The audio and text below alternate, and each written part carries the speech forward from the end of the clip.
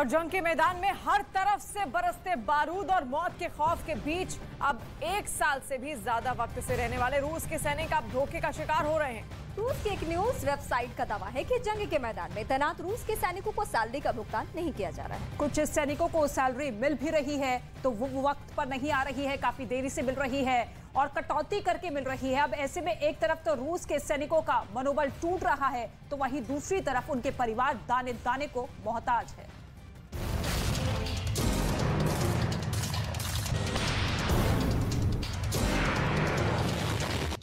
Ukraine में रूस के सैनिकों के साथ छल। जंग में रूस के सैनिकों को मिला धोखा।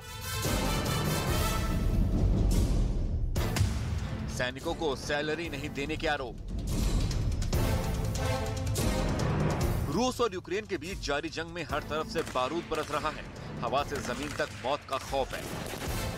कौन सा पल किसकी मौत लेकर आएगा कहना मुश्किल है।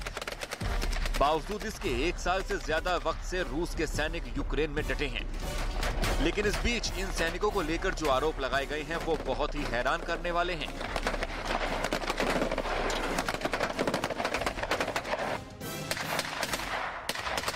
रूस के एक अखबार के दावे के मुताबिक यूक्रेन में जंग लड़ रहे कुछ सैनिकों को सैलरी तक नहीं मिल रही है।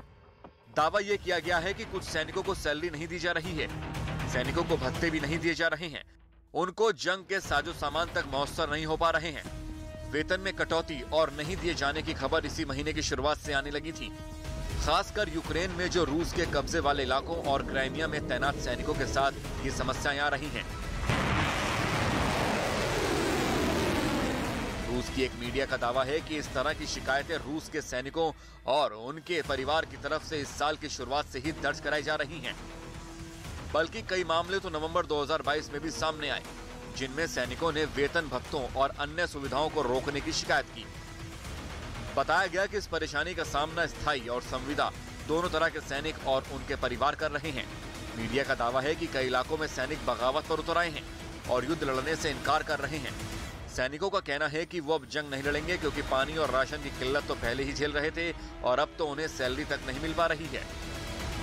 सैनिकों की शिकायत है कि रूस के रक्षा मंत्रालय की तरफ से पहले हर महीने की 10 से 20 तारीख के बीच सैलरी ट्रांसफर हो जाती थी, लेकिन अब इसमें काफी देर हो रही है।